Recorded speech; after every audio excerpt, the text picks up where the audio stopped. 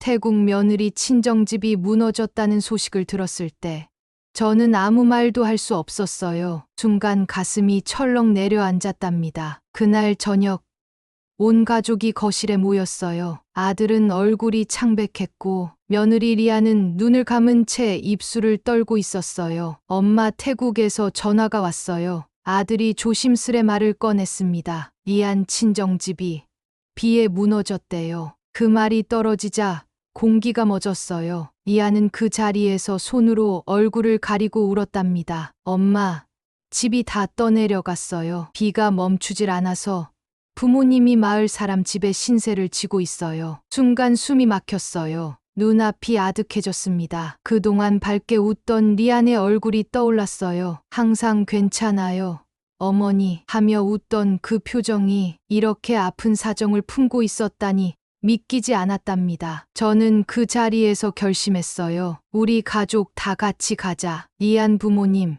직접 뵈러 가야겠다. 저는 올해 68살이에요. 평생 시골에서 농사 짓고 살았답니다. 남편은 몇 해 전 세상을 떠났고 이제는 아들과 며느리 단출한 셋이서 지내요. 아들은 36, 늦게 결혼해서 얻은 태국 며느리 리아는 늘 예의 바르고 정이 깊은 아이였어요. 말투는 서툴렀지만 마음은 그 누구보다 따뜻했답니다. 처음 우리 집에 왔을 땐 손에 물집이 잡히도록 바치를 배우려 했고 비닐하우스 안에서 얼굴이 벌겋게 익어도 괜찮아요, 한국 땅 냄새 좋아요 하며 웃었어요. 그렇게 2해가 흘렀어요. 저는 속으로 자주 생각했어요. 정말 고맙다. 이런 며느리를 만난 게 내 복이다. 그런데 그 복이 이렇게 무너진 집 소식으로 이어질 줄은 몰랐어요. 출국 준비는 서둘러야 했어요. 비행기 표를 끊고 옷 가지며 약을 챙기느라 하루가 정신없이 흘러갔답니다. 비행기 안에서 리아는 창가에 앉아 한참을 말없이 하늘만 바라봤어요. 눈가에는 눈물이 맺혀 있었어요. 저는 조심스레 손을 얹었어요. 리아나, 괜찮을 거야. 우리 같이 가잖니. 그 말에 리아는 작게 고개를 끄덕였지만 그 표정엔 불안과 두려움이 섞여 있었어요. 아들은 그런 리안을 바라보며 손을 꼭 잡고 있었어요. 비행기가 태국 땅에 닿자 뜨거운 공기와 흙냄새가 훅 밀려왔어요. 저는 생전 처음 밟아보는 땅이었답니다. 그런데 이상하게도 낯설지 않았어요. 리안이 그동안 그리워하던 나라라고 생각하니 그 공기조차 따뜻하게 느껴졌어요. 공항 밖에는 리안의 남동생이 나와 있었어요. 반가움보다 놀라움이 먼저였어요. 옷이 다 젖어 있었고 신발엔 진흙이 잔뜩 묻어 있었거든요. 어머니, 여기에요. 리안이 그를 가리키며 달려갔어요. 그들은 서로 부둥켜 안고 울었어요. 그 모습을 보니 그동안 며느리가 얼마나 참았는지 가슴이 먹먹해졌어요. 우리는 곧바로 리안의 친정집으로 향했어요. 지프차로 2시간을 달렸답니다. 도로는 울퉁불퉁했고 비가 스며든 구덩이마다 바퀴가 덜컹거렸어요. 리안은 계속 손을 모으고 기도하듯 중얼거렸어요. 제발 제발 무사하세요. 마침내 도착했을 때 제 앞에 펼쳐진 광경은 말로 할 수 없었어요. 집이라 부르기도 어려운 판잣집이 비에 쓸려 절반이 사라져 있었어요.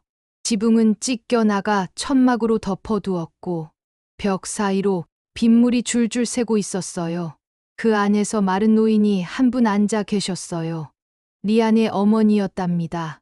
그분은 리안을 보는 순간 아무 말 없이 품에 안았어요. 둘 다 소리 없이 울었어요. 그 울음이 마치 온 세월의 서름 같았답니다. 저는 그 모습을 보고 그 자리에서 발을 떼지 못했어요. 어쩌면 이렇게까지 눈물이 저절로 흘러내렸어요. 리안의 아버지는 낡은 플라스틱 의자에 앉아 미안한 표정을 지었어요. 죄송합니다. 이런 모습 보여드려서.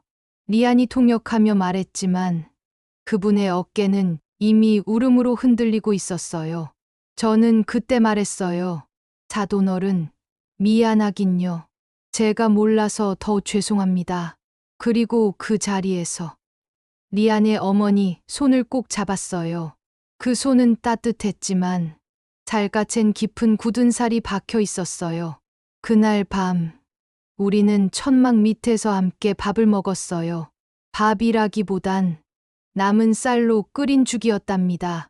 그런데 그 한 숟가락이 그렇게 짠 줄 몰랐어요. 리안이 제게 말했어요. 어머니, 제가 한국에 있을 때 부모님이 고장난 지붕을 그냥 덮어두셨대요. 돈이 없어서요. 저는 아무 말도 못했어요. 그저 손으로 눈을 가렸어요. 이 아이가 이걸 다 숨기고 있었구나. 가슴이 미어졌어요. 아들은 조용히 말했다. 엄마, 우리 뭘 좀 해드립시다.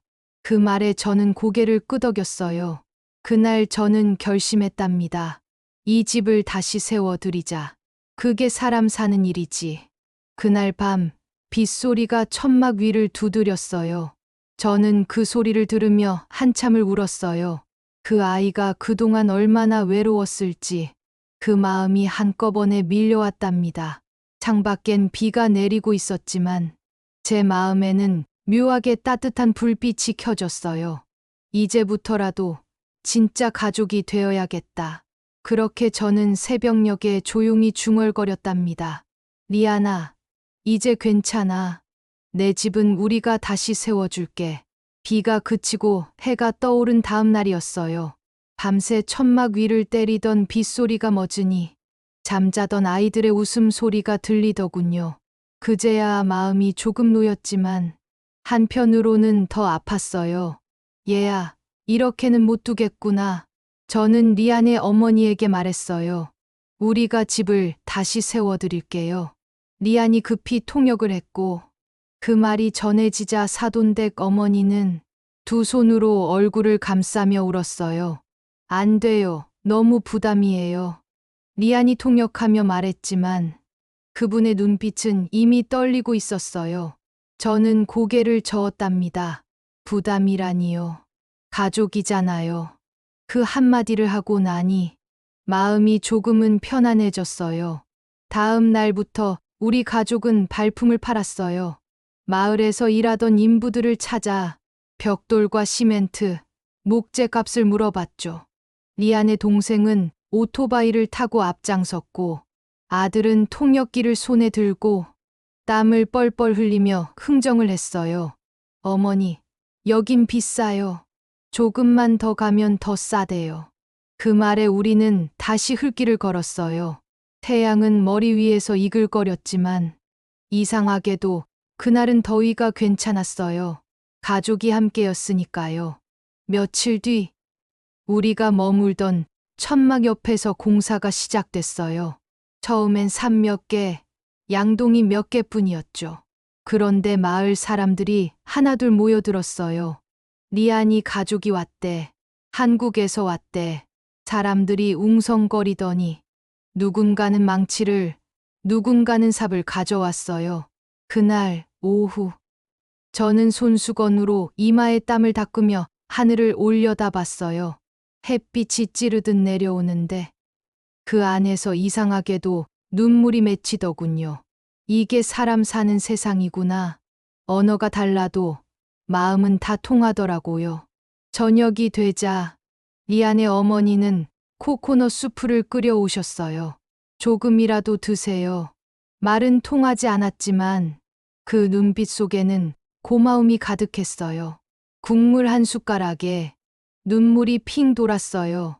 이분은 하루 종일 일했는데 자신은 먹지도 않고 우리를 챙기시네. 그날 밤 저는 혼잣말처럼 중얼거렸어요. 남의 나라에 와서 이런 따뜻함을 느끼다니. 내가 오히려 위로받네. 열흘이 지났어요. 집의 형태가 조금씩 드러났어요. 벽이 세워지고 지붕이 올라가자 리안의 얼굴에 웃음이 번졌어요. 어머니, 진짜 집 같아요. 그 말에 저는 웃으며 말했어요. 아니야, 이건 진짜 집이 아니라 희망이야. 리안아. 그 말이 끝나자 리안은 제 품에 안겼어요. 그때 느껴졌어요. 이 아이는 단순한 며느리가 아니라 이제 내 딸이라는 걸요. 공사 중엔 여러 번의 작은 일도 있었어요. 한 번은 인부가 실수로 못을 밟아 발을 다친 적이 있었죠.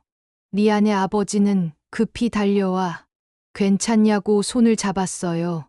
그 모습을 보며 저는 다시금 느꼈어요. 가난하지만 마음은 누구보다 부자구나. 드디어 집이 완성된 날, 마을 사람들까지 모두 모였어요. 벽엔 하얀 페인트가 칠해졌고 지붕은 새로 얹혀 있었어요. 비닐하우스보다도 작았지만 그 집은 참 따뜻했어요. 리안의 어머니가 손으로 벽을 쓸며 말했어요. 꿈 같아요. 그 말에 모두 눈시울이 붉어졌어요. 아들은 말없이 벽을 쓰다듬었고 저는 하늘을 바라보며 속삭였어요. 남편이 살아 있었다면 지금 이 모습을 보며 얼마나 기뻐했을까. 그 순간 리안이 제 옆에 와서 손을 꼭 잡았어요. 어머니, 저 잊지 않을게요. 이 은혜 평생 갚을게요. 그 목소리에 울음이 섞여 있었어요. 저는 고개를 저었어요. 갚을 게 어디 있니? 리안아, 이건 갚는 게 아니라 나누는 거야. 그날 밤, 집 앞마당에서 작은 축하 자리를 가졌어요. 사돈댁 가족이 전통 노래를 부르고 마을 아이들이 춤을 췄어요. 불빛 아래서 웃음소리와 박수가 이어졌어요. 저는 그 자리에 앉아 조용히 눈을 감았어요. 그래, 이게 가족이지. 그때 사돈댁 어머니가 제 옆에 와서 제 손을 잡고 울었어요. 당신은 좋은 사람. 리안 행복해요. 서툰 말이었지만 그 말이 제 마음에 비수처럼 꽂혔어요. 사돈어른, 리안은 이제 제 딸이에요. 그 말이 절로 나왔답니다. 사돈댁 어머니는 고개를 끄덕이며 또 울었어요. 그날 밤하늘엔 별이 유난히 많았어요. 반쯤 완성된 벽돌 냄새가 바람에 실려왔고 그 사이로 개구리 소리가 들려왔어요. 그 모든 게 이상할 만큼 평화로웠어요. 저는 혼잣말처럼 중얼거렸어요. 리안, 너희 집이 무너진 건 하늘이 새 집을 지으라고 한 거였나 보다. 리안은 조용히 대답했어요. 어머니, 이 집은 우리 모두가 같이 만든 집이에요. 그 말에 저는 결국 울고 말았어요. 눈물이 흘러도 참 따뜻했어요. 이제 저는 알았어요. 가족은 피가 아니라 마음으로 이어진다는 걸요. 사돈댁과 우리는 언어가 다르고 문화가 달랐지만 그날부터 진짜 가족이 되었어요.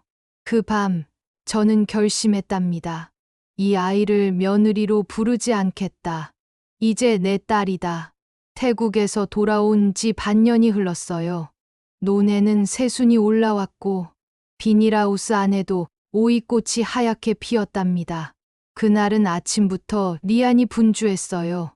주방을 닦고 찬장을 정리하고 냄비를 3번이나 닦는 걸 보며 저는 웃었어요. 얘야, 무슨 일 있니? 어머니, 부모님이 오세요. 누가? 태국 부모님이요. 한국에 처음 오시는 거예요. 순간 제 가슴이 철렁 내려앉았어요. 아이고 세상에, 그 먼 데서? 네, 어머니 뵙고 싶다고 하셨어요. 그 말을 듣는 순간 눈물이 핑 돌았어요. 비행기 값이 얼마나 비쌀 텐데 그 마음 하나로 오신다니. 사돈댁 부부가 도착하던 날 저는 새벽부터 일어나 손수 음식을 준비했어요. 김치찌개, 잡채, 그리고 리안이 좋아하는 두부조림까지. 혹시 입맛이 다를까 싶어 리안이 만든 태국식 볶음밥도 함께 올렸어요. 점심 무렵 문이 열리고 햇빛 속에서 익숙한 얼굴이 보였어요. 리안이 달려가 부모님 품에 안겼고 그 3사람은 한참을 붙잡고 울었어요. 저는 그 장면을 보고 가만히 뒤돌아섰어요. 눈물이 저절로 흘러서요. 어서 오세요. 제가 인사를 건넸어요. 말은 통하지 않았지만 사돈댁 어머니는 두 손을 모으며 미소 지었어요. 리안이 통역하며 말했답니다. 어머니, 우리 부모님이 감사하대요. 한국에서 저를 친딸처럼 대해주셔서요. 저는 고개를 숙였어요. 딸이 아니라 내 새끼지. 리안이 없었으면 내 노년이 얼마나 외로웠겠니. 그 말을 듣던 리안이 그 자리에서 울음을 터뜨렸어요. 그 울음은 미안함과 고마움이 섞인 울음이었어요. 며칠 뒤 우리는 함께 시장에 갔어요. 사돈댁 어머니는 매운 김치를 한 입 먹더니 눈을 동그랗게 떴어요. 핫. 모두 웃음이 터졌어요. 리아는 배꼽을 잡고 웃었고 아들은 어머니 물 하며 급히 물을 건넸어요. 언어는 통하지 않아도 그 웃음 하나로 마음이 통했어요. 사돈댁 아버지는 밭에 나가 호미질을 해봤어요. Good ground. 그 서툰 발음이 그렇게 정겨울 수가 없었어요. 그날 저녁 우리는 함께 밥상에 앉았어요. 식탁 위에는 한국식 김치찌개와 태국식 카레가 나란히 놓여 있었죠. 그 장면을 보며 저는 생각했어요. 다른 나라에서 온 두 음식이 이렇게 한 상에 올려질 수도 있구나. 그게 참 눈물나게 예뻤어요. 식사 후 리안이 조심스레 제 옆에 왔어요. 어머니, 저 드릴 말씀이 있어요. 그 표정은 잔잔했지만 떨림이 느껴졌어요. 사실 태국에서 집을 지을 때 어머니가 보내주신 돈 중 일부를 제가 몰래 더 보탰어요. 뭐라고? 저는 놀라서 고개를 들었어요. 그 돈, 원래 저희 농기구 바꾸려고 모은 거였어요. 그런데 그때 부모님 얼굴을 보니까 그럴 수가 없었어요. 비 맞으며 지붕을 붙잡던 모습이 잊히질 않아서 리아는 눈을 감았어요. 어머니께 말 못했어요. 괜히 걱정하실까봐. 저는 그 말을 듣는 순간 가슴이 먹먹해졌어요. 리아나, 네, 어머니, 잘했다.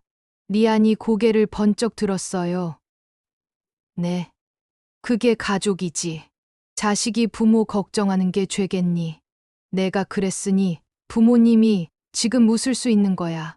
그 말을 하는데 눈물이 저절로 흘러내렸어요. 리안도 옆에 있던 사돈도 함께 울었어요. 그날 밤 우리 집은 눈물바다가 되었어요. 사돈댁 부모님은 열흘 동안 머물렀어요. 그 사이 우리 가족은 정말 많은 이야기를 나눴답니다.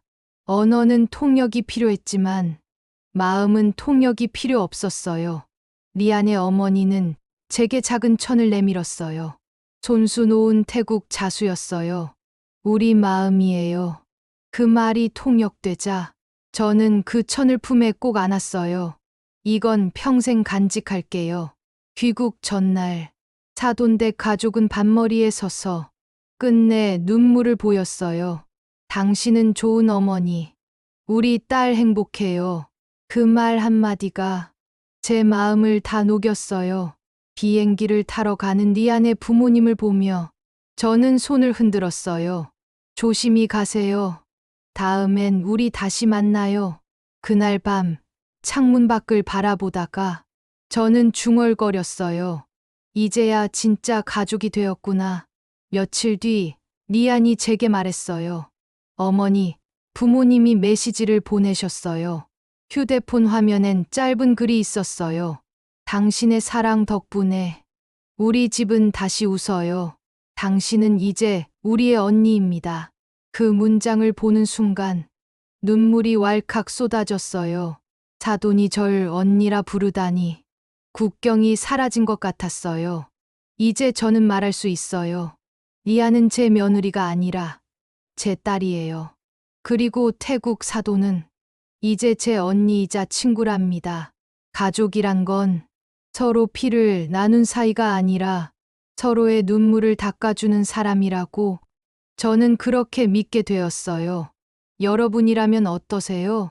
국적도, 언어도 다르지만 서로를 위해 울고 웃을 수 있는 사람, 그런 인연이 있다면 그게 바로 가족 아닐까요? 저는 오늘도 밭머리에 앉아 태국 하늘을 떠올리며 중얼거립니다. 리안아, 내가 내 곁에 와줘서 참 고맙다.